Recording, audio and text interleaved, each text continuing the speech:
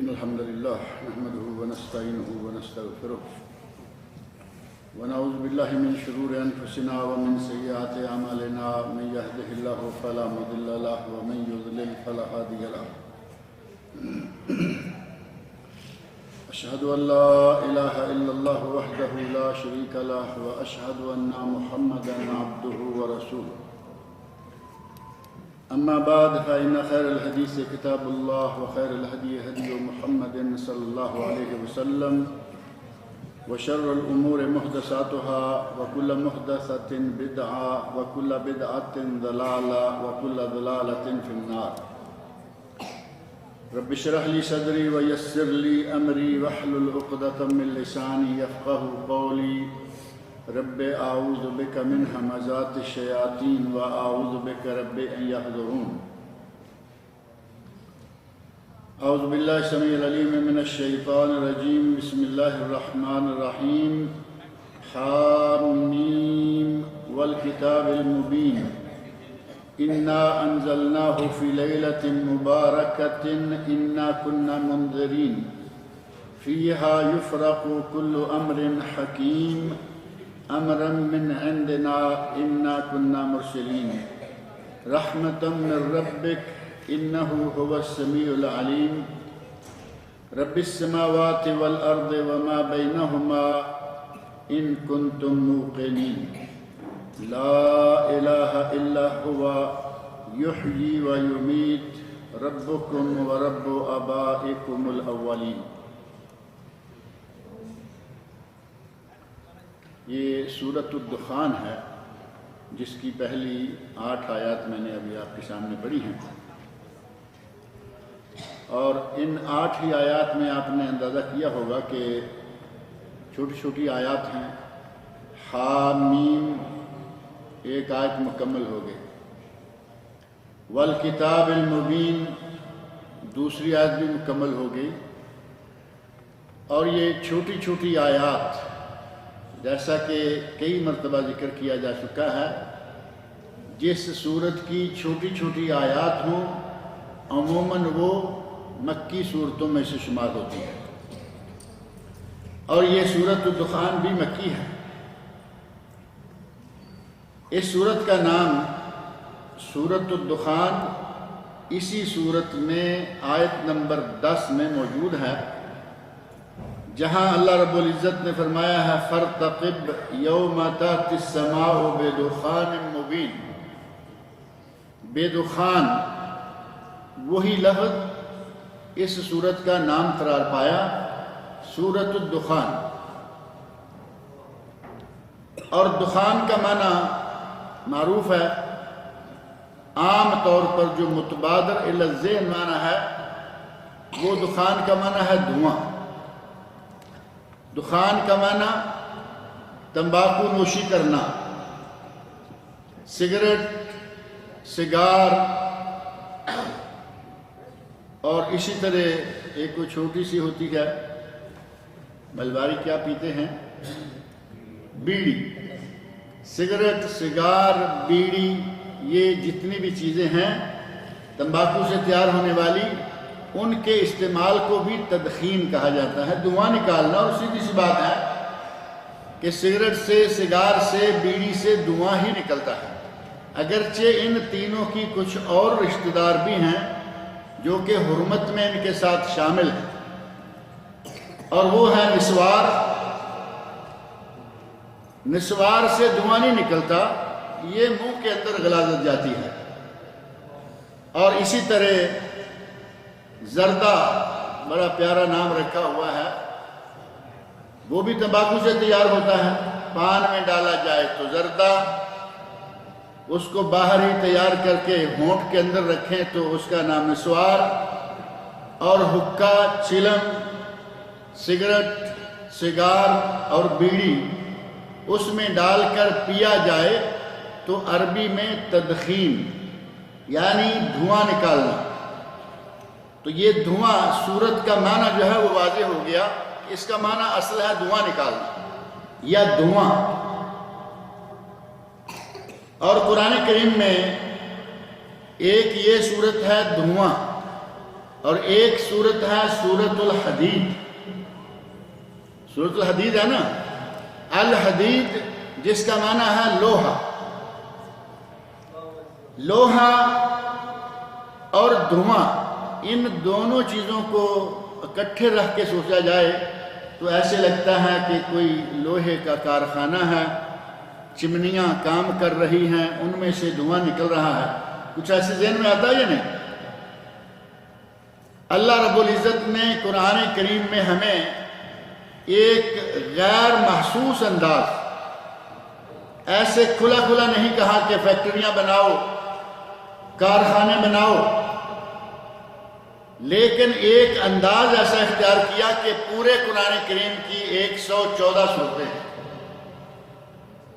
اور اسلام کے احکام میں کلمہ توحید اور اقرار رسالت کے بعد سب سے اہم ترین عمل کون سا ہے؟ نماز ادا کرنا. اسلام کے 5 ارکان میں سے دوسرا رکن بھی وہی ہے، اور اہم ترین پہلے رکن کو چھوڑ کر باقی میں سے اہم ترین رکن ہے نماز. ان 114 صورتوں میں سے کوئی صورت آپ کو کتاب الصلاۃ یا سورۃ الصلاۃ کے نام کی نظر نہیں آئے گی. نماز کے نام کی کوئی صورت نہیں ہے. اسلام کا اہم رکن ہے زکوٰۃ.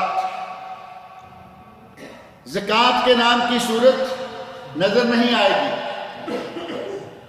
اور روزہ بھی بہت اہم رکن ہے، روزے کے نام کی بھی کوئی صورت نہیں ہے. لیکن حدید لوہے کے نام سے صورت ہے، دخان دھوئیں کے نام سے صورت ہے. ان دونوں لفظوں سے مفہوم یہ تھوڑا سا نظر آتا ہے کہ گویا اللہ رب العزت ہمیں توجہ دلا رہا ہے کہ یہ ساری چیزیں بھی تیرے لیے ہیں. لوہا ہے، اسے پگھلاؤ، اسے اپنی مرضی کے مطابق ڈالو، اور پگھلانے اور اپنی مرضی کے مطابق ڈالنے کے لیے آگ ہے. آگ جلاؤ، دھواں اٹھے گا، تپش نکلے گی، لوہے کو گلا کر پانی بنا دے گی. یہی فیکٹریوں میں ہو رہا ہے. گویا کہ اللہ رب العزت نے اشارہ دیا ہے کہ میرے بندو کچھ کیا کرو، کچھ کیا کرو.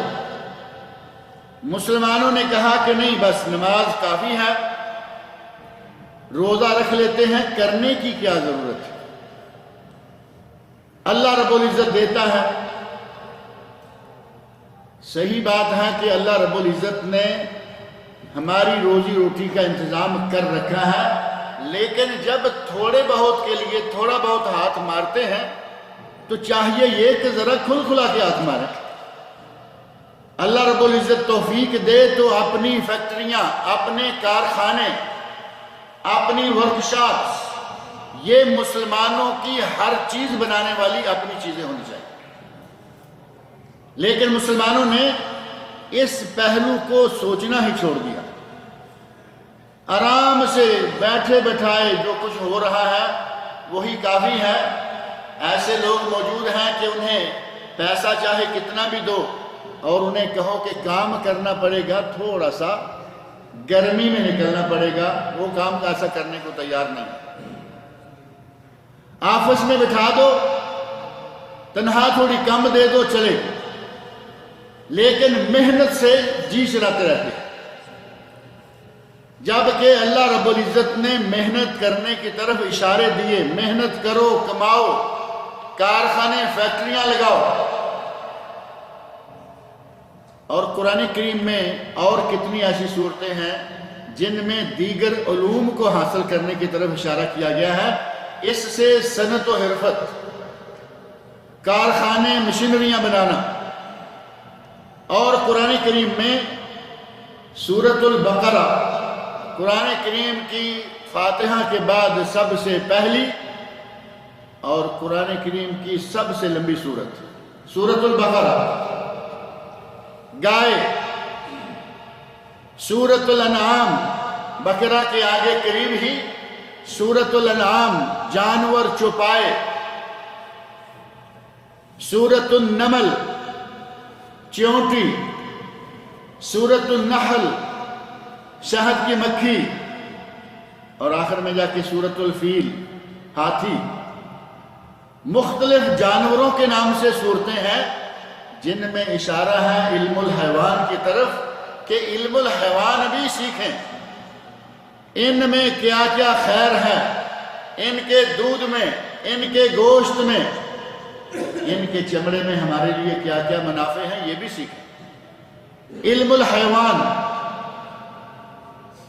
اور اگر شہد کی مکھی اور اس کے چھتے پر غور کریں تو بہترین انجینئرنگ، یہ پہلے بھی میں نے کئی مرتبہ ذکر کیا ہے کہ شہد کے چھتے کو غور سے دیکھیں، اس کی ساخت، اس کا نمونہ، اس کے چھوٹے چھوٹے کمرے، اتنی بہترین سیٹنگ، گویا کہ شہد کی مکھی کوئی بہت بڑا آرکیٹیکٹ ہو، بہت بڑا انجینئر۔ اور نمل، ان دونوں مکھیوں، شہد کی مکھی اور یہ چیونٹی، دونوں کا نظام زندگی دیکھیں، بھرپور منظم، اتنی چیونٹیاں ہوتی ہیں ایک گراؤنڈے میں رہتی ہیں، اتنی مکھیاں ہوتی ہیں ایک چھتے میں رہتی ہیں، لیکن ایک انتظام کے تحت پورے منظم انداز سے رہتی ہیں۔ اور آپ نے سنا ہوگا کہ ان میں سے ایک ملکہ بھی ہوتی ہے۔ شہد کی مکھیوں میں خاص طور پر مارکیٹ میں نکلیں شہد خریدنے کے لیے، کچھ دکانیں شہد کی خاص ہیں، ان میں اور چیزیں ملتی نہیں، شہد ہے، ہو سکتا ہے کہ اچھی قسم کی کچھ خوشبوئیں، اچھی قسم کی لکڑی، عود، یہ بھی مل جائیں، لیکن شہد کی مختلف اقسام ملیں گی۔ ان میں سے کبھی کبھی آپ دیکھیں ایک ڈبی یا پیکٹ پر لکھا ہوا ہے غذاء الملکہ، غذاء الملکہ، مکھیوں کی جو ملکہ ہے اس کی اپنی غذا۔ اور ڈاکٹر حضرات، طبیب حضرات جانتے ہیں کہ غذاء الملکہ شہد کا بہترین حصہ، بہترین حصہ غذاء الملکہ۔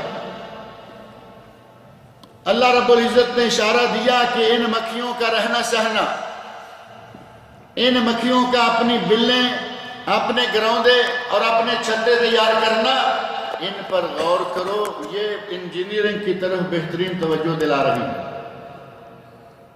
کہیں علم الحیوان ہے، کہیں انجینئرنگ ہے۔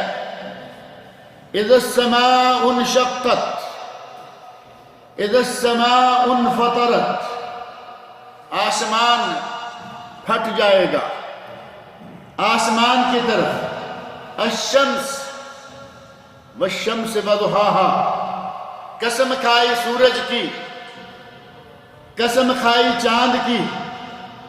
والنجم اذا ہوا، قسم کھائی ستارے کی۔ سورج، چاند، ستارہ، آسمان، علم الفلکیات معروف ہے نا، علم الفلکیات، یہ وہ علم ہے جس کے بارے میں آپ سنتے ہیں کہ ماہرین ارصدہ یا ماہرین علم الفلکیات نے کہا ہے کہ اگلے 24 گھنٹے ٹھنڈے رہیں گے، گرم رہیں گے، بوندا باندی ہوگی، بارش ہوگی، یہ ہوگا، جسے ہمارے یہاں محکمہ موسمیات بھی کہتے ہیں۔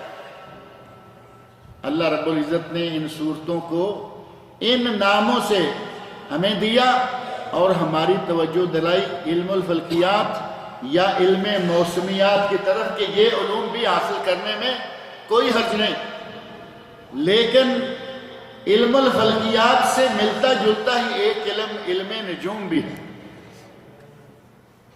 نجوم کا تعلق بھی آسمان سے ہے، فلکیات سے ستارے، لیکن علم نجوم کا سیکھنا جرم ہے، گناہ کبیرہ، کیونکہ علم نجوم، علم غیب کے دعوے کرنا، علم نجوم شرک ہے، نہ صرف عام کبیرہ گناہ بلکہ علم نجوم شرک ہے، اور نجومیوں کے پاس جانا مشرکانہ فعل۔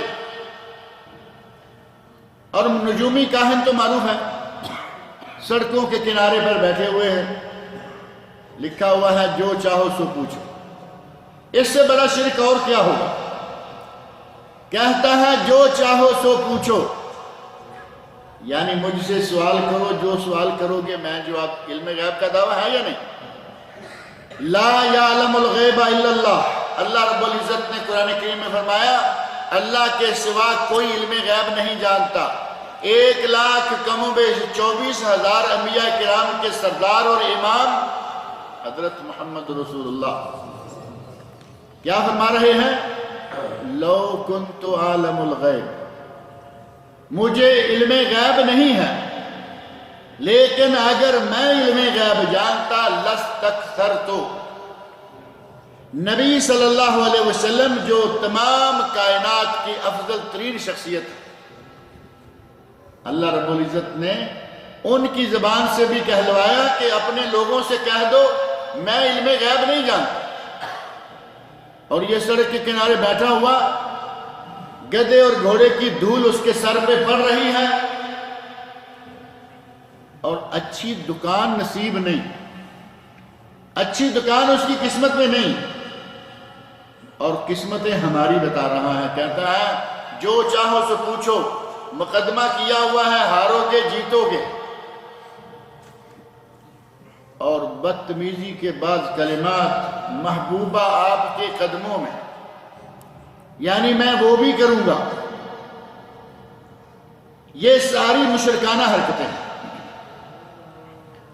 علم فلکیات سیکھیے، نجوم کا بعض علم جو کہ محض موسموں کے بدلنے وغیرہ سے تعلق رکھتا ہے سیکھیے، لیکن جس کو علم نجوم کہا جاتا ہے اس کا سیکھنا جائز نہیں ہے، بلکہ حرام ہے، شرک ہے، کیونکہ اس میں آگے جو دعوے ہیں وہ سارے مشرکانہ ہیں۔ جیسا کہ یہ 2-3 چیزیں میں نے آپ کے سامنے ذکر کی ہیں۔ اللہ رب العزت نے قرآن کریم میں ہمیں سیکھنے کی طرف بار بار اشارہ کیا۔ انجینئرنگ سیکھو، علم الحیوان سیکھو، اور علم فلکیات سیکھو، موسمیات کی چیزیں سیکھو، کوئی حرج نہیں، بلکہ ہمیں قرآن کریم میں اللہ رب العزت نے سیکھنے کا اس انداز سے حکم دیا ہے کہ قرآن کریم کا سب سے پہلا کلمہ جو نازل ہوا محمد رسول اللہ صلی اللہ علیہ وسلم پر وہ کون سا تھا؟ اقرا، پہلا کلمہ اقرا، اے میرے نبی پڑھیے۔ پڑھنا اور سیکھنا، علم حاصل کرنا، سب سے پہلی وحی، سب سے پہلا لفظ قرآن کریم کا نازل ہونے والا سب سے پہلا کلمہ ہی یہ حکم ہے کہ پڑھیے۔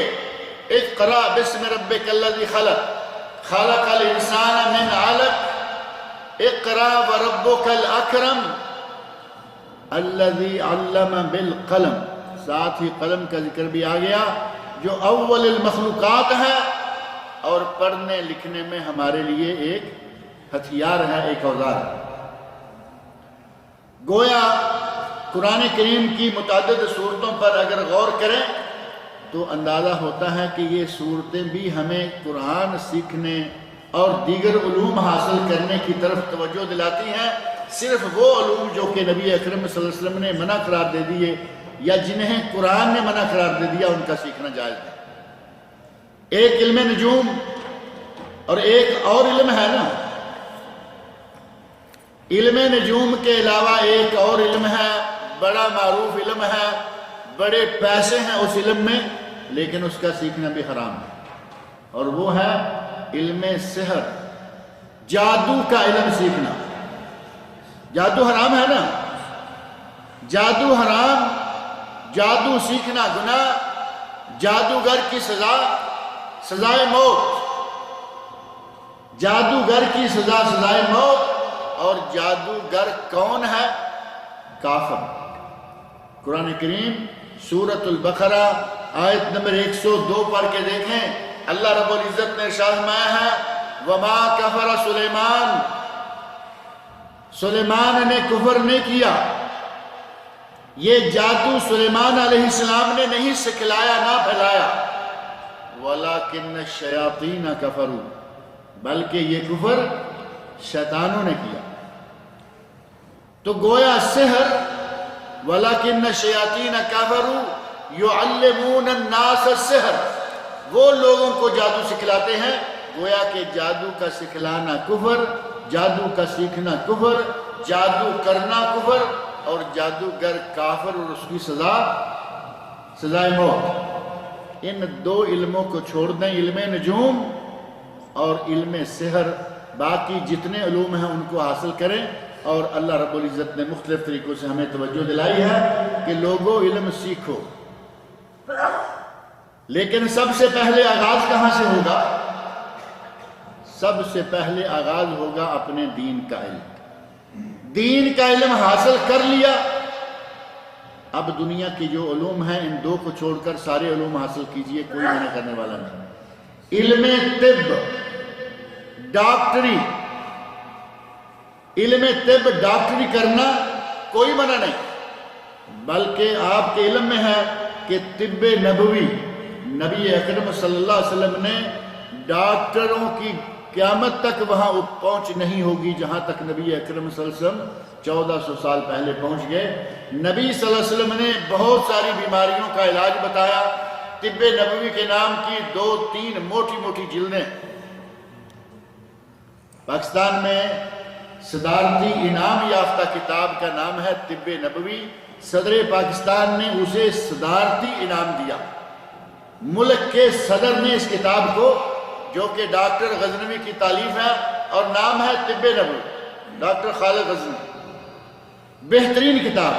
علامہ ابن قیم رحمۃ اللہ علیہ انہوں نے زاد المعاد لکھی، زاد المعاد فی ہدی خیر العباد، نبی اکرم صلی اللہ علیہ وسلم کی سنت، ہدی خیر العباد، فی ہدی خیر العباد، تمام بندوں میں سے جو نیک ترین بندہ ہے اس کی سنت کی طرف رہنمائی کرنے والی کتاب زاد المعاد۔ اس کی 5 جلدیں ہیں، 5 جلدیں، 5 جلدوں میں سے چوتھی جلد پوری کی پوری طب نبوی ہے۔ پوری ایک جلد میں نبی اکرم صلی اللہ علیہ وسلم کے بتائے ہوئے علاجات، اور یہ طب نبوی کے نام سے الگ مستقل کتاب بھی چھپ چکی ہے، اور عربی میں مستقل چوتھی جلد طب نبوی ہے، اور زاد المعاد بھی باقاعدہ پوری کی پوری کتاب پاکستان میں اردو میں چھپ چکی ہے۔ ظاہر ہے کہ اس کے ضمن میں بھی طب نبوی شائع ہو چکی ہے۔ الگ سے مولانا مختار ندوی رحمۃ اللہ علیہ نے یہ طب نبوی علامہ ابن قیم والی اپنے ادارے کی طرف سے، الدار السلفیہ بمبے، اور اسی طرح ان کے بعض دیگر ادارے بھی ہیں، ان کی طرف سے بھی یہ کتاب شائع کی ہے۔ اللہ رب العزت نے ہمیں ہر طرح کا علم سیکھنے کی اجازت دی سوائے ان 2 علوم کے، اور ان کی طرف آپ کی یہ صورتیں ان کے نام اشارے کر رہے ہیں۔ یہ سورۃ الدخان مکی صورتوں میں سے، لیکن یہ نازل کب ہوئی، اس کے نزول کا وقت کسی حدیث میں یہ صاف طور پر نہیں آتا کہ یہ فلاں موقع پر نازل ہو، جیسا کہ بعض صورتوں کا شان نزول موجود ہے، ان کے نازل ہونے کا وقت وہ معلوم ہے اور احادیث میں اس کا باقاعدہ ذکر آیا، لیکن اس سورہ دخان کا ذکر کسی حدیث میں نہیں آیا کہ یہ سورت کب نازل ہوئی۔ لیکن اس سورت کے اندر بعض واقعات، بعض آیات ایسی موجود ہیں جس سے اندازہ ہوتا ہے کہ وہ صورتیں جو حامیم سے شروع ہوتی ہیں، حامیم سے، یہ سورت حامیم سے آغاز ہوا، اس سے پہلے سورہ زخرف ہے، اس کا آغاز بھی حامیم سے ہوا، سورۃ المومن ہے، سورۃ الشورى ہے، یہ صورتیں تقریباً ایک ہی زمانہ میں نازل ہوئی ہیں، اور یہ زمانہ کون سا ہے؟ نبی اکرم صلی اللہ علیہ وسلم نے نبوت کا اعلان فرمایا، اور نبوت کے اعلان سے مشرکین مکہ تلملا اٹھے، ہمیں میں سے ہو کر، ہمارا ہی آدمی ہو کر اس نے نبوت کا اعلان کر دیا ہے۔ آہستہ آہستہ ان کی دشمنی بڑھتی گئی، اور بجائے اس کے کہ وہ سنبھلیں، ایمان لائیں، انہوں نے نبی اکرم صلی اللہ علیہ وسلم کے ساتھ دشمنی، ضد، آپ پر زیادتیاں، آپ پر ظلم، اور مختلف قسم کی سزائیں، مختلف قسم کی تکلیفیں، اذیتیں۔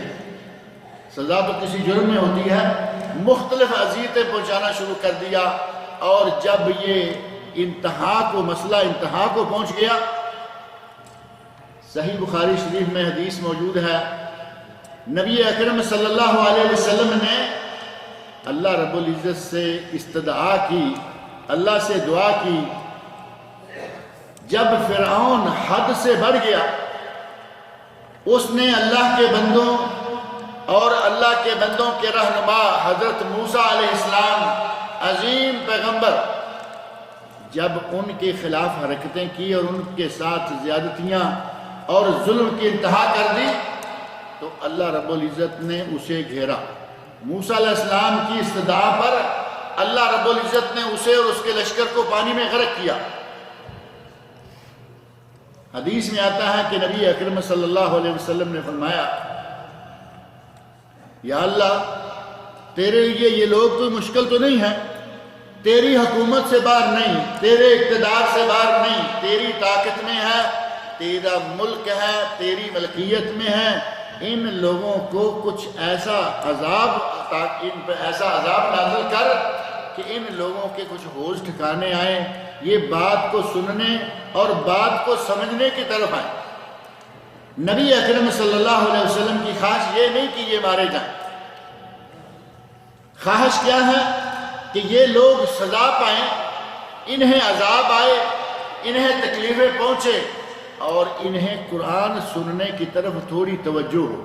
فرمایا، یا اللہ انہیں قحط میں مبتلا کر دے۔ اللہ رب العزت نے دعا قبول فرمائی، اور اس وقت قریش مکہ پر اتنا قحط آیا کہ ان کو کھانے پینے کے جان کے لالے پڑ گئے۔ بالآخر ایک روایت کے مطابق جو حضرت ابن مسعود رضی اللہ عنہ سے مروی ہے، اس روایت کے مطابق ابو سفیان تو آپ کو معلوم ہے بڑی دیر کے بعد جا کے مسلمان ہوئے، بیٹی مسلمان ہے، نہ صرف مسلمان ہے بلکہ نبی صلی اللہ علیہ وسلم کی بیوی ہے۔ کون ہے بھلا یہ؟ ام حبیبہ رملہ بنت ابی سفیان، ابو سفیان کی بیٹی، ایمان لا چکی، نبی کے حرم میں ہے، نبی کی بیوی ہے۔ باپ کو توفیق نہیں، بلکہ وقت آیا فتح مکہ کے، اس وقت اب موقع ہے سرنڈر کر لیں، لیکن وہ بجائے سرنڈر کرنے کے وہ باہر گیا، بھاگ گیا، شام پہنچ گیا۔ لیکن بالآخر پلٹا، اللہ رب العزت نے توفیق دی، اور حضرت ابو سفیان رضی اللہ تعالی عنہ مسلمان ہو گئے، صحابی ہو گئے۔ ابھی مسلمان نہیں ہوئے، یہ قحط کا واقعہ پیش آ گیا۔ انہوں نے آ کر مشرکین مکہ کی طرف سے نمائندگی کرتے ہوئے یہ آئے اور کہتے ہیں کہ تو ہمارا ہے، ہم ہی میں سے ہیں۔ اب ظاہر ہے کہ آ کے تعریفیں کی، رحم دلی کے لیے، فلاں کام کے لیے، اچھا خاندان، اچھی قوم، اچھے فرد ہو، اور تمہاری قوم انتہائی قحط سالی میں مبتلا ہے، حتیٰ کہ ان کو کھانے پینے کے لیے کچھ نہیں مل رہا۔ اللہ سے دعا مانگو کہ قحط سالی ختم ہو۔ اندازہ کریں کہ مشرکین مکہ نبی ماننے کو تیار نہیں، ایمان نہیں لائے، ابھی تک بھی ایمان نہیں لائے، اور کیا کہہ رہے ہیں؟ اللہ سے دعا مانگو۔ یہ معلوم ہے کہ اس کا اللہ کے ساتھ کوئی تعلق جڑ چکا ہے۔ کہتے ہیں اللہ سے دعا مانگو کہ وہ بارشیں نازل کرے، یہ قحط سالی ختم ہو، اور ہم سے یہ بلا جو ہماری جان لے رہی ہے، یہ بلا ہم سے ٹل جائے۔ نبی اکرم صلی اللہ علیہ وسلم نے دعا فرمائی، اللہ رب العزت نے قحط سالی کو دور کر دیا۔ ان دنوں سے آگے پیچھے یہ 4-5 صورتیں، سورہ زخرف، سورہ دخان، سورہ حامیم سجدہ اور سورۃ المومن، یہ صورتیں اس زمانے میں نازل ہوئیں۔ اللہ رب العزت نے سورت کے آغاز میں ارشاد فرمایا حامیم۔ اب یہ حامیم 2 حرف ہیں، ہا حلوے والی ہے نا، پہلی ہا مولویوں والی ہا کہہ لیں، ہا حلوے والی، اور ایک ہا اور ہوتی ہے نا ہوا والی، اور بہت سارے، اور ہوا یہ ایک تو یہ ہوا ہے، ایک ہوائے نفس ہے، نفسانی خواہشات، اس کو بھی ہوا کہا گیا۔ ایک ہے ہا اور دوسرا حرف ہے یہاں میم۔ اللہ رب العزت نے یہ دو لفظ حروف مقطعات میں سے یہاں دو لفظ سے سورت کا آغاز کیا، حامیم۔ کہیں ہے طٰہٰ، سورت کا نام بھی طٰہٰ اور شروع میں دو حرف بھی طٰہٰ، اور ہمارے بہت سارے لوگوں کے نام بھی طٰہٰ۔ کہیں ہے یاسین، یا اور سین دو حرف، سورت کا نام بھی یاسین اور ہمارے بہت سارے لوگوں کے نام بھی یاسین۔ بعض علماء نے کہا کہ یہ نام نہیں رکھنے چاہیے، یہ نام تو نہیں ہے، یہ تو حرف ہیں، لیکن ہمارے یہاں خاص طور پر پاک و ہند میں یہ نام سارے کے سارے بڑے معروف ہیں۔ اللہ رب العزت نے فرمایا حامیم والکتاب المبین، حامیم قسم ہے اس روشن کتاب۔ اور یہ بات بھی پہلے میں کئی مرتبہ ذکر کر چکا ہوں کہ جہاں کہیں اللہ رب العزت نے کسی سورت کا آغاز کیا الف لام میم سے، ہا میم سے، یا سین سے، عین سین کاف، ہا یا عین سین کاف، ہے نا، مختلف صورتوں کے مختلف حروف۔ جہاں جہاں اللہ رب العزت نے حروف کے ساتھ سورت کا آغاز کیا، آگے ساتھ ہی قرآن کا ذکر کر دیا۔ یہاں بھی دیکھیں حامیم والکتاب المبین، حامیم قسم ہے کتاب مبین کی، روشن کتاب۔ اللہ رب العزت نے کتاب مبین حامیم کے فوراً بعد ذکر کیا۔ بعض علماء نے خاص طور پر علامہ محمد بن صالح العثیمین رحمۃ اللہ علیہ، عالم قسیم، عالم عرب بلکہ عالم اسلام میں معروف عالم ہے، انہوں نے ایک بات ذکر کی ہے۔ انہوں نے کہا کہ اللہ رب العزت نے جہاں جہاں الف لام میم سے بات شروع کی، آگے کتاب کا ذکر کیا، قرآن کریم کا ذکر کیا، اور یہ اشارہ دیا کہ اے عربو، تمہاری زبان عربی انہی حروف سے ہے، یہی حروف ہیں جو تمہاری زبان میں استعمال ہوتے ہیں، وہی حروف قرآن کریم میں استعمال ہوئے، اور جو پوری کی پوری عربی زبان لغت عرب 26 حروف سے مل کر بنی ہے، انہی 26 حروف سے یہ قرآن کریم بھی ہے۔ اگر تم میں ہمت ہے تو اس کے مقابلے کی کوئی کتاب لا کے دکھاؤ۔ عرب اپنی فصاحت اور بلاغت میں بڑے معروف ہیں، اور اس بات کا انہیں بڑے زوردار طریقے سے اعتراف ہی نہیں بلکہ فخر بھی ہے کہ ہم فصیح ہیں، ہم بلیغ ہیں۔ فصاحت و بلاغت میں کوئی شک نہیں، لیکن اللہ رب العزت کے کلام تک کسی کی فصاحت پہنچ پائے گی، کسی کی بلاغت، کسی کا اعجاز؟ قرآن کریم کا اعجاز ہے کہ اس تک کسی کی فصاحت و بلاغت نہیں پہنچ سکتی، اور یہ معجزہ خالدہ ہے، قیامت تک کے لیے معجزہ ہے قرآن کریم، اس کے مقابلے میں کوئی کتاب نہیں آ سکتی۔ اللہ رب العزت نے چیلنج کیا کہ اگر کسی میں ہمت ہے تو قرآن کریم کے مقابلے میں کتاب بنا کے دکھاؤ، نہیں دکھا سکو گے۔ اگر کسی میں ہمت ہے تو قرآن کریم کی سورتوں کی طرح 10 صورتیں ہی بنا دو۔ قرآن تو 114 صورتیں ہیں، تم 10 ہی بنا دو، نہیں بنا سکو گے۔ اور بالآخر فرمایا ایک صورت ہی لے آؤ، قرآن کریم کی اس قرآن کریم جیسی ایک صورت ہی لے آؤ، فرمایا نہیں لا سکو گے۔ وَلَوْ كَانَ بَعْضُكُمْ لِبَعْضٍ ظَهِيرًا، چاہے ساری دنیا کے ادبا، ساری دنیا کے فصحاء، ساری دنیا کے بلغاء مل جائیں، تب بھی قرآن کریم کی ایک صورت کے مقابلے میں صورت نہیں لا سکتے۔ اسی انداز سے اللہ رب العزت نے اس صورت کا بھی آغاز فرمایا، اور فرمایا حامیم والکتاب المبین، قسم ہے کتاب مبین۔ یہ کتاب مبین ہے یا نہیں؟ روشن کتاب۔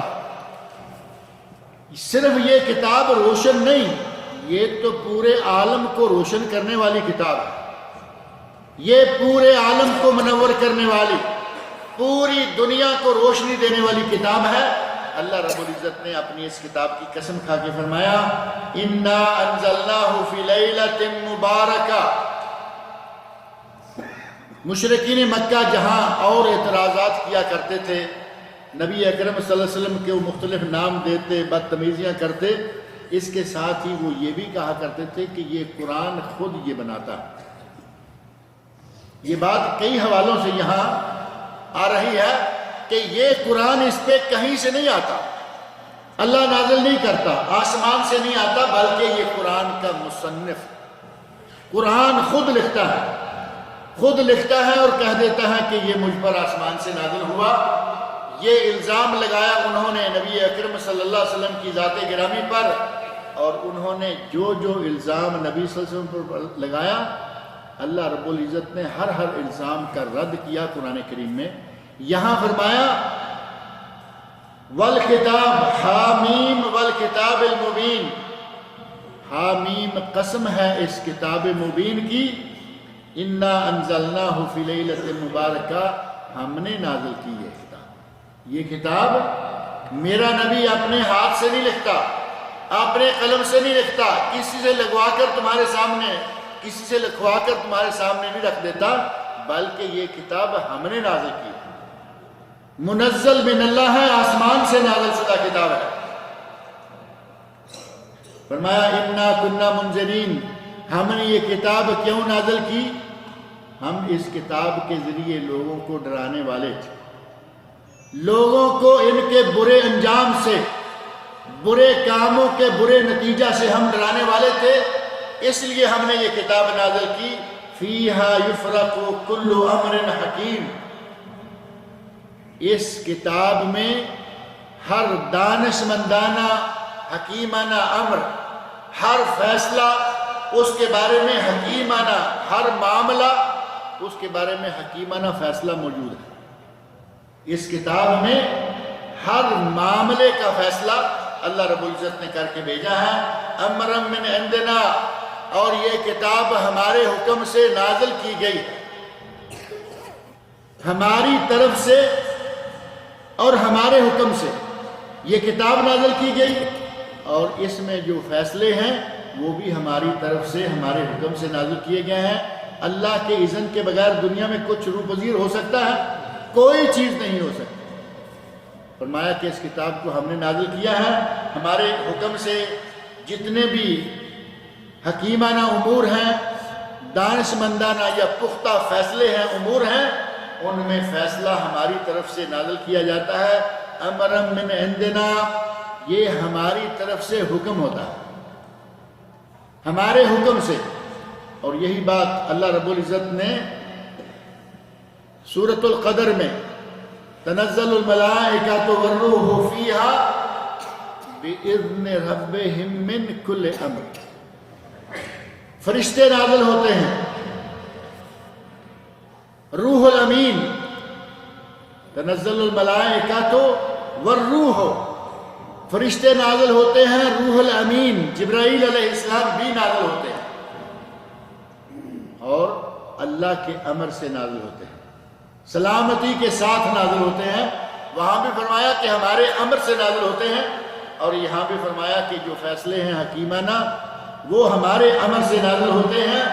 انا کنا مرسلین، اور ہم نبی اکرم صلی اللہ علیہ وسلم کے بارے میں فرمایا کہ ہم ہی رسول بنا کر بھیجنے والے، نبی کو بھیجا تو ہم نے، پہلے انبیاء اور رسول کو بھیجا تو ہم نے، انا کنا مرسلین، ہم ہیں جو کہ اپنے انبیاء رسولوں کو رسول بنا کر بھیجنے والے ہیں۔ رحمتا من ربک، یہ تیرے رب کی طرف سے رحمت ہے، رسول کی آمد بھی ہمارے لیے رحمت، کتاب کا نزول بھی ہمارے لیے رحمت،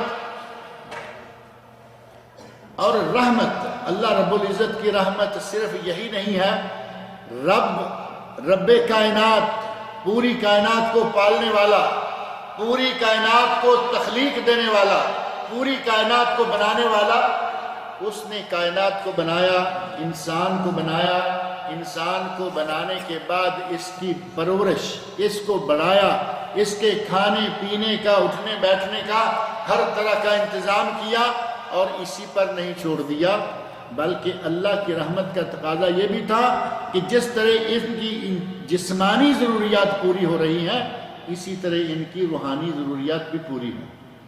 جسمانی ضروریات میں کیا ہے؟ کھانا ہے، پینا ہے، کپڑا ہے، رہائش ہے۔ اللہ رب العزت چونکہ رب ہے، پروردگار ہے، خالق ہے، اس نے ساتھ ہی اپنی رحمت کے ساتھ ہمارے لیے رسولوں کو نازل کیا، ہمارے لیے آسمان سے کتابیں نازل کی۔ آدم علیہ السلام سے لے کر حضرت محمد رسول اللہ صلی اللہ علیہ وسلم تک بے شمار رسول آئے ہیں، بے شمار انبیاء آئے ہیں۔ ان کو بھیجنے والا کون ہے؟ اللہ۔ ہر نبی کو بھیجنے والا اللہ رحمت کے ساتھ۔ داؤد علیہ السلام پر زبور، موسیٰ علیہ السلام پر تورات، عیسیٰ علیہ السلام پر انجیل، اور محمد رسول اللہ صلی اللہ علیہ وسلم پر قرآن نازل کیا۔ انہیں کس نے نازل کیا؟ اللہ رب العزت نے اپنے اذن سے نازل کیا۔ اور یہاں ایک بات ذہن میں رکھیں، فرمایا اِنَّا أَنزَلْنَاهُ فِي لَيْلَةٍ مُبَارَكَةٍ، ہم نے اس قرآن کو ایک برکت والی رات میں نازل کیا۔ اِنَّا أَنزَلْنَاهُ فی لیلۃ مبارکہ، اِنَّا أَنزَلْنَاهُ فی لیلۃ القدر، یہ بھی ہے نا 30ویں سپارے میں جا کر فرمایا کہ ہم نے اسے قدر والی، اور لیلہ مبارکہ برکت بھی تو قدر والی چیز ہے نا، ہم نے اسے ایک برکتوں والی رات میں نازل کیا۔ اور میں نے ایک دن یہاں ذکر کیا تھا کہ قرآن کریم کے ساتھ جو چیز چھو بھی جائے اللہ اسے بھی برکتیں عطا کر دیتا ہے۔ قرآن کریم سے تعلق پیدا ہو جائے، یہ کاغذ بھی تو کاغذ ہی ہے نا، یہ گتا بھی تو گتا ہی ہے، اور ڈکشنری، انگلش کی ڈکشنری کو لگا ہوا گتا بھی گتا ہی ہوتا ہے۔ ہماری عام کتابوں میں، نیوز پیپر میں جو ورق استعمال ہوتا ہے وہ بھی ورق ہے، لیکن اس ورق کو کیا مقام ہے؟ ہمارے لوگ چومتے ہیں۔ اگرچہ قرآن کریم کو کھولنا اور اس کے بعد چومنا، چومنے کے بعد اپنی کارروائی شروع کرنا، نبی صلی اللہ علیہ وسلم سے اس کا کوئی ثبوت نہیں ملتا، لیکن چومتے کیوں ہیں اس قرآن، اس کاغذ کو، اس کاغذ کو، اس گتے کو چومتے ہیں، چوم کر پیشانی پر لگاتے ہیں اور اس کے بعد کھولتے ہیں۔ اتنا احترام اس کاغذ اور گتے کو کیوں حاصل ہو گیا؟ کیونکہ اس کاغذ اور گتے میں قرآن کریم ہے۔ پتھر، اب یہ مسجد ہے، مسجد کے اندر آپ دیکھتے ہیں نیچے ٹائلیں لگی ہوئی ہیں، کوئی تھوکنے کو تیار نہیں، بول براز تو بڑی دور کی بات ہے، لیکن باہر پتھروں پہ بیٹھ کے پیشاب کریں گے، پخانہ کریں گے۔ مسجد کو پتھر لگ گیا، پتھر بابرکت ہو گیا، پتھر معزز ہو گیا۔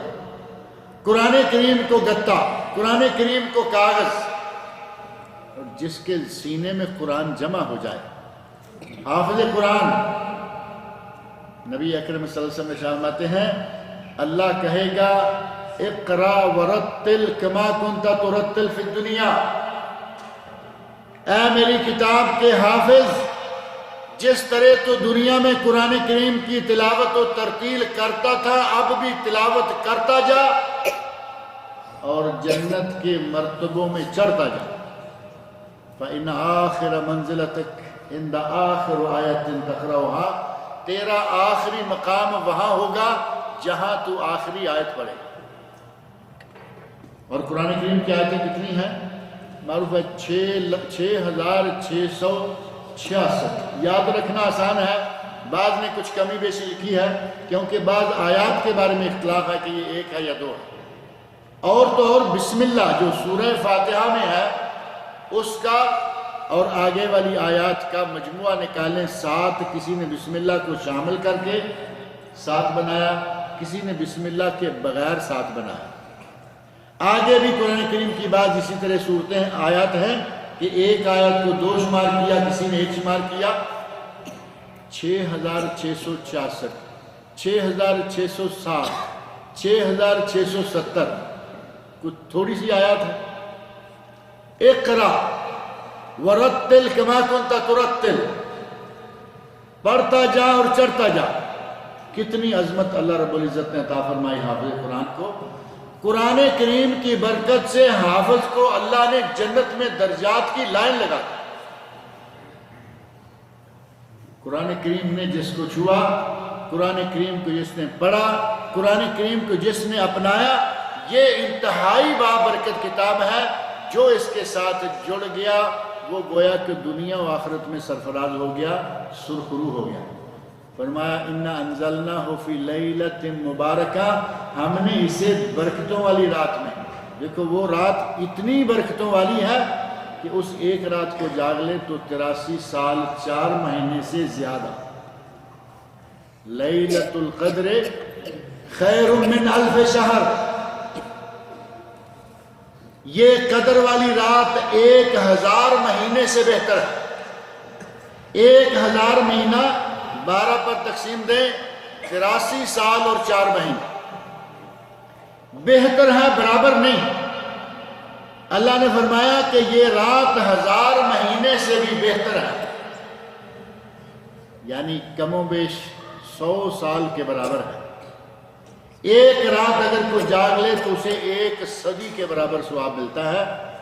اللہ رب العزت نے اس رات کو اتنا معزز کر دیا کیونکہ اس رات میں قرآن نازل ہوا۔ انا انزلناہ فی لیلۃ القدر، ہم نے اسے قدر والی رات میں نازل کیا۔ انا انزلناہ فی لیلۃ مبارکہ، اسے ہم نے برکتوں والی رات میں نازل کیا۔ رمضان کے شروع کے دروس میں، رمضان کے اندر کے دروس میں آپ نے یہ ساری تفصیل سنی ہوگی کہ قرآن کریم اتنی برکتوں والا، قرآن کریم کی اتنی عظمت، اور یہاں جو فرمایا اور اس آیت میں انا انزلناہ فی لیلۃ القدر، انا انزلناہ فی لیلۃ مبارکہ، ایک رات میں اللہ رب العزت نے قرآن کو نازل کیا۔ واضح ترین مفہوم تو یہی ہے۔ بعض اہل علم نے کہا کہ قرآن کریم کو اللہ نے لیلۃ القدر یا لیلہ مبارکہ میں نازل کرنا شروع کیا۔ پہلی وحی کب نازل ہوئی؟ لیلہ مبارکہ، وہ لیلہ مبارکہ جو کہ رمضان کے آخری عشرہ میں 10 راتوں میں سے کسی ایک رات میں اللہ نے اس رات میں قرآن کریم کا نزول شروع کیا اور فرمایا انا انزلناہ۔ بعض لوگوں نے اس پر اعتراض کیا، کہا کہ تم کہتے ہو کہ اس میں نزول کا آغاز ہوا، جبکہ اللہ فرما رہا ہے انا انزلناہ۔ اللہ کہہ سکتا تھا کہ ہم نے قرآن کو نازل کرنے کا آغاز کیا، فرمایا نہیں، ہم نے قرآن کو نازل کیا۔ تو اس کا معنی یہ ہوا کہ قرآن کریم یک مشت پورے کا پورا اللہ نے نازل کیا، تب فرمایا انا انزلناہ، ہم نے اسے نازل کیا۔ اور پھر اس کی مزید توجیہ یہ کی جاتی ہے کہ اللہ رب العزت نے لوح محفوظ سے، جہاں اللہ رب العزت نے ہر کتاب کو محفوظ کیا ہوا ہے، تورات لوح محفوظ میں، زبور لوح محفوظ میں، انجیل لوح محفوظ میں، قرآن کریم لوح محفوظ میں، لوح محفوظ میں ساری چیزیں موجود ہیں۔ اللہ جب چاہتا ہے، جس پر چاہتا ہے اسے نازل کر دیتا ہے۔ قرآن کریم کو اللہ رب العزت نے لوح محفوظ سے لیلۃ القدر میں نازل کر دیا، اور لوح محفوظ کہاں ہے؟ اللہ رب العزت کے پاس۔ نازل کر کے کہاں تک پہنچا دیا؟ لوح محفوظ کو اللہ رب العزت نے نازل کیا اور اسے بیت العزت تک پہنچا دیا۔ اور بیت العزت کہاں ہے؟ بیت العزت آسمان دنیا، یہ جو پہلا آسمان ہے وہاں کہا گیا کہ اللہ رب العزت نے قرآن کریم کو یک مشت نازل کر دیا، بیت العزت تک پہنچا دیا، اور فرشتے کی ڈیوٹی لگا دی کہ جب جب جہاں جہاں، اب ظاہر ہے کہ اللہ کا حکم ہوگا، جب جب جہاں جہاں میں کہوں گا اتنا اتنا حصہ نازل کرتے جانا۔ پھر یہ 23 سالوں میں نبی اکرم صلی اللہ علیہ وسلم کی پہلی وحی اقرا اور آخری وحی الیوم اکملت لکم دینکم۔ اللہ رب العزت نے یہ سارا قرآن کریم 23 سالوں میں مکمل کیا، یک بارگی نازل نہ کرنے بلکہ تھوڑا تھوڑا کر کے نازل کرنے کی حکمتیں بھی ذکر کی گئیں کہ اللہ رب العزت نے اگر اس کو یک مشت نازل کر دیا ہوتا اور بندوں سے کہا جاتا کہ یہ سارے کام تم نے کرنے ہیں، اس میں سٹارٹ میں جہاد ہے، اس میں سٹارٹ میں ہی یہ پہلے دن ہی وہ ساری چیزیں دیکھ لیتے، کھولتے جہاد بھی ہے، اس میں نمازیں ہیں، اس میں روزے ہیں، اس میں حج ہے، اس میں یہ ہے، اس میں ترک شراب ہے، شراب نوشی کو ترک کرنے کا حکم ہے۔ اور قرآن کریم سارے کا سارا بیک وقت نازل ہو جاتا تو ان کی طبیعت پہ گران گزرتا کہ اتنا کچھ کرنا پڑے، ہے نا انسانی فطرت۔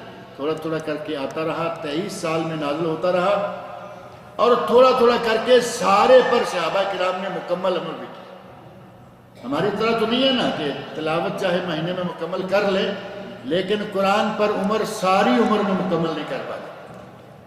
صحابہ کرام نے اسے پڑھا، تلاوت کی اور اس پر عمل کیا۔ 23 سالوں میں یہ قرآن کریم مکمل طور پر نازل ہوا۔ اللہ رب العزت نے فرمایا انا انزلناہ فی لیلۃ مبارکہ، آسمان دنیا سے بیت العزت تک مکمل یکمشت یک بارگی، اور اس کے بعد تھوڑا تھوڑا نجمن، تاکہ ان کی قرآن کریم کو شروع میں نازل ہوتے ہی اس میں آ جاتا کہ شراب بھی پینا منع ہے۔ ام المومنین حضرت عائشہ صدیقہ رضی اللہ عنہا سے صحیح سند سے ثابت حدیث ہے، کہتی ہیں، اور غالباً یہ بخاری شریف میں حدیث موجود ہے، اگر شروع میں ہی یہ نازل ہو جاتا کہ شراب حرام ہے، لوگوں میں شراب پینے کی عادت اتنی گہری ہو چکی تھی کہ وہ کہتے کہ ہم شراب نہیں چھوڑیں گے، یہ دین چھوڑ دیں گے۔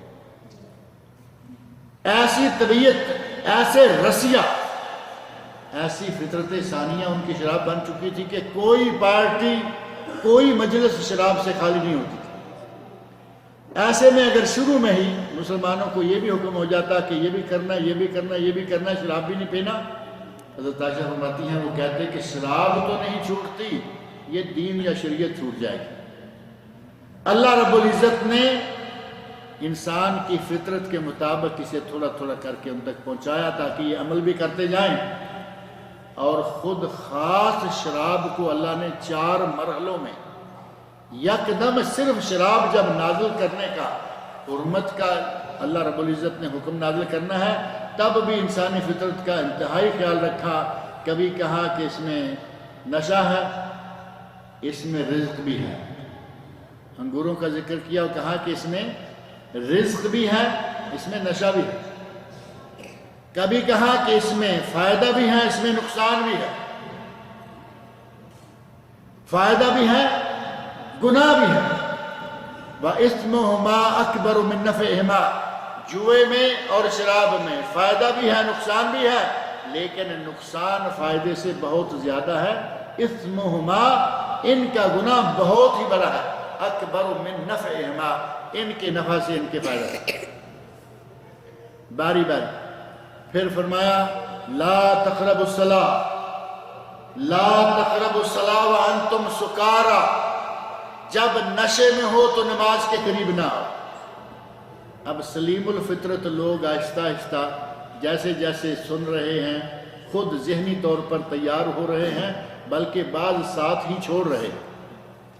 اور بالآخر اللہ رب العزت نے انما الخمر والمیسر، یہ آیت نازل فرما کے فرمایا فاجتنبوہ، یہ رجس ہے، یہ گندگی ہے، غلاظت ہے، اس سے بچ جاؤ، ان چیزوں سے جو کہ گندگی ہیں بچ جاؤ۔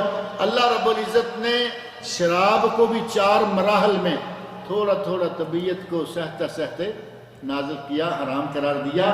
اگر پورا قرآن ہی اخبار کی نازل ہو جاتا تو ظاہر ہے کہ انسان کے لیے عمل کرنا مشکل بہت. اللہ رب العزت نے اسے تھوڑا تھوڑا کر کے نازل کیا. فرمایا رحمت من ربک، یہ تیرے رب کی طرف سے رحمت ہے. انہ هو السمیع العلیم، وہ بہت ہی زیادہ سننے والا اور بہت ہی زیادہ علم والا ہے.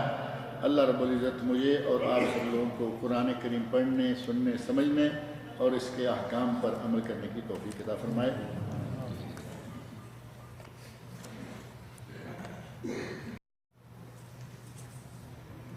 یہ کلرفل پیپر پچھلی مرتبہ مجھے کسی نے دیا تھا، پتہ نہیں آج وہ ہیں یا نہیں ہیں. میرا خیال آج وہ خود نہیں ہے. اس پیپر پر کچھ تفصیلات لکھی ہوئی ہیں، آپ میں سے بھی کسی کے پاس شاید ہوگا. سود کو حلال کرنے کے لیے بہت ساری کوششیں کی جاتی رہتی ہیں کہ کسی طرح کچھ نہ کچھ کر کے ہم ان کو حلال کر کے پیش کر دیں یا حلال بنا کے پیش کر دیں. ان کوششوں میں سے ہی مجھے یہ بھی نظر آئی، یہ لکھا ہوا ہے تمویل یومی بطریقہ شرعیہ، یعنی ڈیلی آپ کو ڈیلی فائنانس کریں گے، ڈیلی کچھ پیسے دیں گے، ڈیلی قسطیں لیں گے، پیسہ اکٹھا دے دیں گے، ڈیلی قسطیں لیں گے.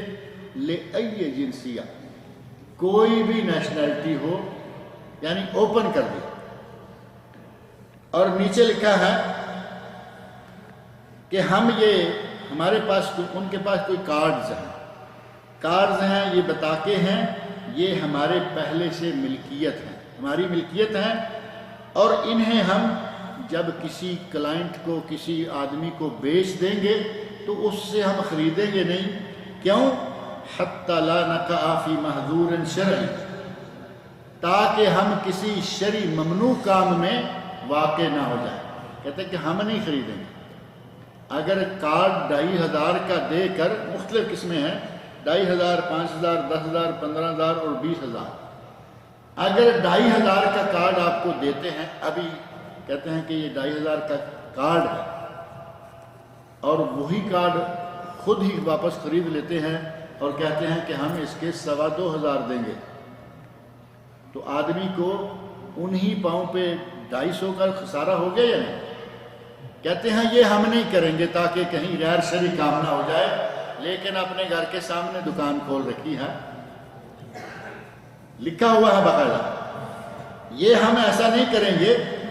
سَنُرْشِدُهُ عَلَىٰ أَمَاكِنِ بَيْعِهَا، ہم وہ جگہ بتائیں گے جہاں یہ کارڈ جا کے بیچ دے گا. میری بات سمجھ میں آ رہی ہے نہیں؟ کارڈ میں بیچوں گا، اللہ تعالیٰ مجھے معاف کرے، یہ سودی کاروبار ہے. مثال دیتا ہوں کہ میں کارڈ بیچوں گا آپ کو 2500 اور میں واپس نہیں لوں گا، کیونکہ میں ہی اگر اس کو 225 کا یا 2300 کا 2400 کا واپس لیتا ہوں تو آپ کا نقصان فوری طور پر 100، 150، 200، 250 ہو گیا. میری اپنی کونے پر ایک دکان ہے، وہ ایسے کارڈ خریدتا ہے.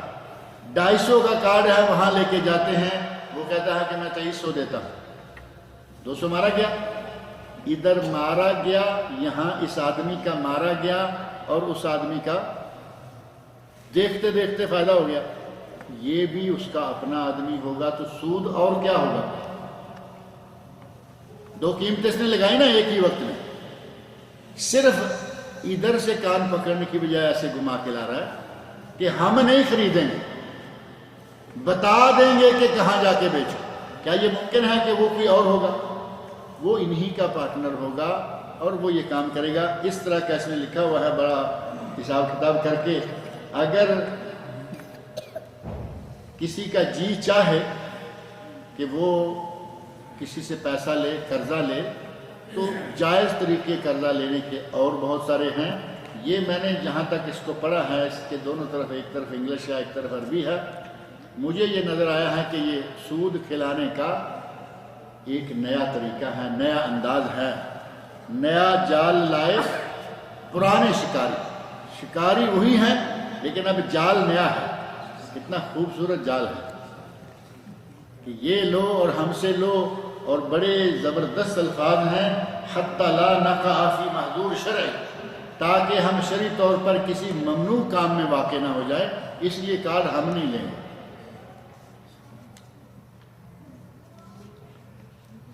2 روز پہلے کہتے ہیں کہ میری سسٹر سسر کا ہارٹ اٹیک سے انتقال ہو گیا ہے. یہ عبدالوہاب صاحب کہہ رہے ہیں. دعا کریں کہ اللہ رب العزت ان کے سسر کی مغفرت فرمائے، بشری کوتاہیوں کو معاف کرے، اللہ تعالیٰ ان کو جنت الفردوس میں اعلیٰ مقام عطا فرمائے. ہمارے بہنوئی پچھلے ہفتے فوت ہو گئے ہیں، بڑے بہنوئی ہمارے، ان کے لیے بھی دعا کریں کہ اللہ رب العزت ان کو بھی ان کی مغفرت فرمائے، بشری کوتاہیوں کو اللہ تعالیٰ معاف کرے، اللہ تعالیٰ ان کو جنت الفردوس میں اعلیٰ مقام عطا فرمائے.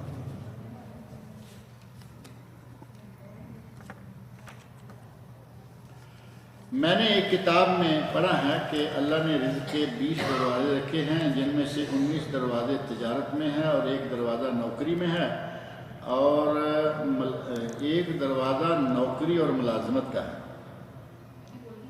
یہ کہتے ہیں کہ میں نے ایک کتاب میں پڑھا ہے. یہ اچھا ہوا کہ یہ نہیں کہا کہ میں نے ایک حدیث میں پڑھا ہے، کیونکہ ہمارے یہاں یہ بڑا مسئلہ بنا ہوا ہے. کہیں کوئی کتاب ایسے ہاتھ لگ گئی، معلوم ہے کہ دینی معلومات کی ہے، تو جب کسی کو ریفرنس دینا ہے کہ کہاں پڑھا آپ نے، تو کہا کہ حدیث میں پڑھا ہے، حدیث کی کتاب میں پڑھا ہے. یعنی ہر کتاب کو، اسلامی لٹریچر کی ہر کتاب کو حدیث کا نام دے دیں.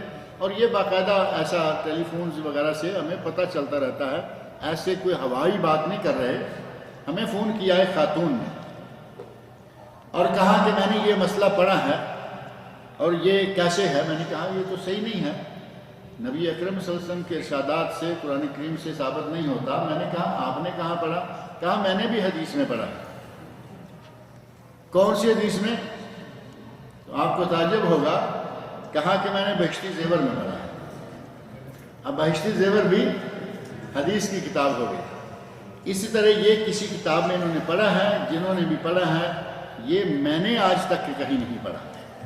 میرے علم میں یہ بات نہیں آئی کہ رزق کے 20 دروازے، جنت کے 8 دروازے صحیح حدیث میں موجود ہیں، جہنم کے 7 دروازے موجود ہیں، اور باپ کو اللہ نے جنت کا دروازہ قرار دیا. یہ 20 دروازوں والی بات جو ہے نا، یہ میرے پڑھنے میں نہیں آئی. اور یہاں کہا گیا ہے کہ 19 دروازے تجارت میں ہیں. تجارت کرنا جائز، تجارت کرنا مسنون پیشہ.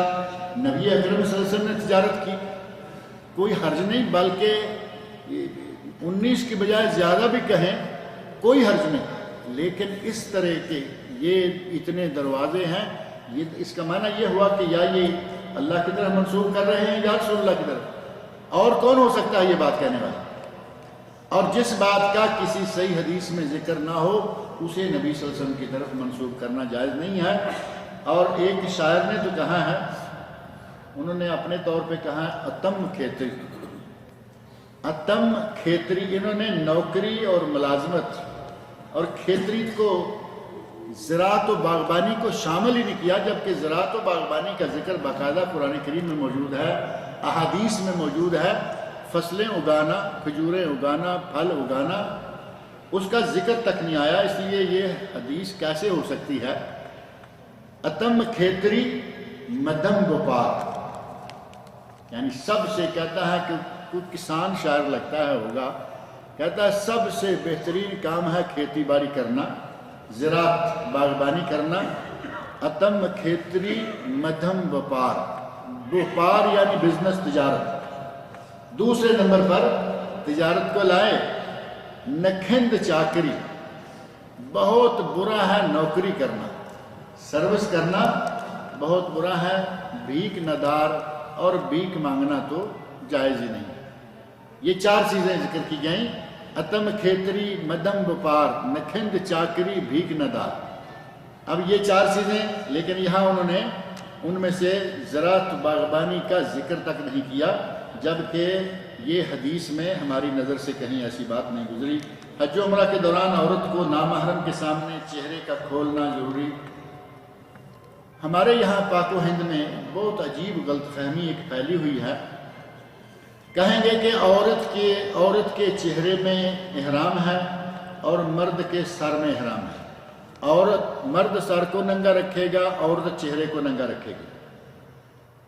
مشہور ہے نا ہمارے یہاں. جبکہ یہ بات اتنی غلط لگتی ہے کہ پتہ نہیں کس طرح یہ کہہ دیا.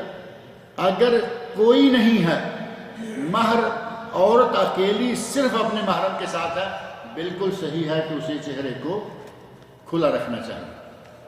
بیٹا ہے، بھائی ہے، شوہر ہے، باپ ہے، بھانجا ہے، بھتیجا ہے، جن سے اس کا پردہ نہیں، ان کے سامنے وہ احرام کی حالت میں چہرے کو کھلا رکھے۔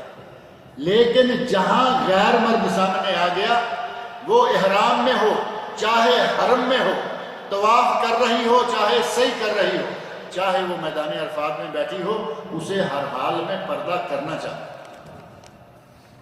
نبی اکرم صلی اللہ علیہ وسلم کی سالی حضرت اسماء رضی اللہ عنہا اور صحابیات نبی اکرم صلی اللہ علیہ وسلم کے ساتھ جن لوگوں نے حج کیا، وہ کہہ رہے ہیں کہ ہم نے نبی صلی اللہ علیہ وسلم کے ساتھ حج کیا، دوران حج ہم اپنے چہرے کو ننگا رکھتی تھی، جیسے ہی کوئی غیر محرم کوئی قافلہ آ جاتا، صدلت احدانا جلبابہا من راسہا علی وجہہا، تو ہم اپنے سر والا کپڑا اپنے چہرے پہ ڈال لیتے۔ پردہ ہوا یا نہیں ہوا؟ غیر محرم سے حج کی حالت میں بھی پردہ ہے۔ میں کئی مرتبہ کہتا رہتا ہوں کہ یہ کیسے ممکن تھا کہ بازار میں 200-400 لوگ دیکھیں لیکن پردے کا حکم ہے، مسجد میں عبادت کے لیے نماز کے لیے آئیں، گھر سے مسجد تک پردے کا حکم، آگے عورتوں کے لیے جگہ الگ بنی ہوئی ہے، منہ ننگا کر لیں۔ اور اگر اس تھوڑی سی جگہ پہ پردے کا حکم ہے تو جہاں لاکھوں لوگ ہوتے ہیں، لاکھوں لوگوں کا اجتماع، ملینز، وہاں نبی صلی اللہ علیہ وسلم کہیں گے کہ وہاں پردے کی ضرورت نہیں۔ نبی کے ساتھ عورتوں نے حج کیا اور انہوں نے پردہ کیا۔ ہمیں بھی چاہیے کہ اپنی خواتین کو سکھلائیں، خواتین کو یہ مسئلہ بتائیں۔ اب خواتین بیچاری کیا کریں گی؟ شوہر خود کھینچ کھینچ کے ننگا کر رہا ہے کہ تم نے احرام باندھا ہوا، بس میں غیر محرم، جہاز میں غیر محرم، یہاں سے جاتے ہی ایئرپورٹ پہ جگہ جگہ غیر محرم، راستے میں پیٹرول پمپ پہ کھڑے ہوں گے بائی روڈ جانے والے، جگہ جگہ غیر محرم، اور مکہ مدینہ تو غیر محرموں سے بھرا ہوا ہوتا۔ وہاں تو سارے بھائی باپ تو نہیں ہے نا، وہاں آپ کا شوہر ایک ہو سکتا ہے، باقی چند محرم بھی ہو سکتے ہیں، ساری دنیا غیر محرم ہے، کیوں ننگے منہ حج کریں گے؟ پلین میں اگر نماز کا وقت ہو جائے تو نماز کس طرح ادا کریں؟ یہ تو کئی مرتبہ کہا گیا ہے کہ پلین میں ہمیں تو پتہ نہیں چلتا کہ وہ کدھر جا رہا ہے، لیکن جو پلین چلانے والے ہیں انہیں پتہ ہوتا ہے کہ ایسٹ ویسٹ ساؤتھ نارتھ یہ کدھر جا رہا ہے۔ ان سے پوچھئے کہ قبلہ کس طرف ہے، وہ یقیناً آپ کو بتا دیں گے۔ اور نہیں بتا سکتے قبلہ کیا ہے، نہیں بتا سکتے، کافر ہیں، نہیں یہ معلومات، انہیں کہیں مکہ کس طرف ہے، تو مکہ آپ کو ضرور بتا دیں گے، قبلہ کی طرف منہ ہو جائے گا۔ نماز شروع کریں۔ نماز کے دوران اب جہاز کوئی اور سائڈ میں چلا گیا، آپ نماز مکمل کریں۔ یہی معاملہ گاڑی کا ہے، یہی معاملہ ٹرین کا ہے۔ ٹرین بھی تو ہمارے بس میں نہیں ہوتی، اپنی کار ہے تو کار کھڑی کرے اور نماز پڑھ لے۔ نبی اکرم صلی اللہ علیہ وسلم نے نماز فرض ہمیشہ زمین پر پڑھی اور نفل جو ہیں وہ آپ سواری پر بھی پڑھ لیا کرتے تھے۔ لہٰذا اگر ممکن ہو تو سواری سے اتر کر پڑھیں، ممکن نہیں ہے جیسے جہاز ہے، ٹرین ہے، تو آپ اس انداز سے نماز پڑھ سکتے ہیں۔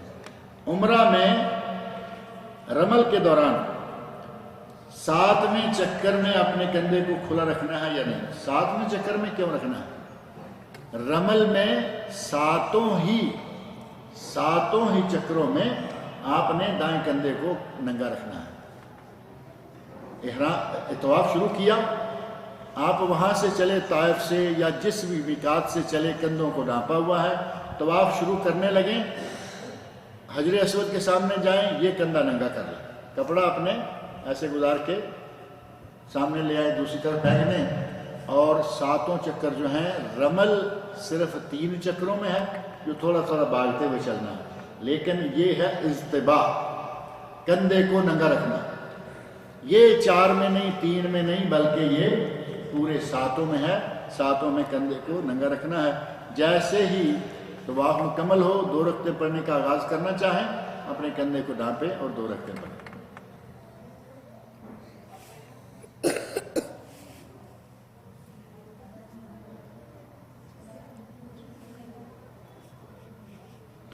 کہتے ہیں کہ مکان والا انٹرسٹ کا بزنس کرتا ہے، تو کیا ہم اس کے مکان میں رینٹ پر رہ سکتے ہیں یا نہیں؟ آپ نے اپنے طور پر رینٹ میں رہنا ہے، وہ کیا کیا کاروبار کرتا ہے، پہلی بات تو یہ ہے کہ آپ کو اس کے پوچھنے کی ضرورت نہیں ہے۔ آپ اب جائیں گے تو پہلے پوچھیں گے کہ یہ مکان مسلمان کا ہے یا نہیں۔ وہ سود پہ کام کرتا ہے، کافر سے برا تو نہیں ہے نا؟ کافر کے گھر میں آپ بغیر پوچھے گھس جائیں، اور یہاں نہیں۔ سود بہت برا ہے، لیکن سود کا آپ سے کوئی تعلق نہیں ہے۔ جب آپ لیں گے، دیں گے، سود کی گواہی دیں گے، سود کے کاغذات کو لکھیں گے، لینا دینا لکھنا اور 2 آدمیوں کا گواہی دینا، یہ 5 لوگ ہیں جن کے لیے سود باعث لعنت۔ اب یہاں تو وہ مکان کا مالک ہے، وہ جانے۔ بعض لوگ کہتے ہیں کہ ہماری کمپنی کچھ کام تو اس کے ٹھیک ہیں اور کچھ اس کے ساتھ سودی کام بھی ہیں۔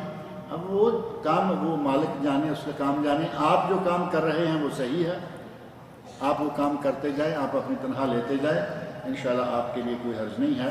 اللہ رب العزت مجھے اور آپ سب لوگوں کو نیک عمل کی توفیق دے۔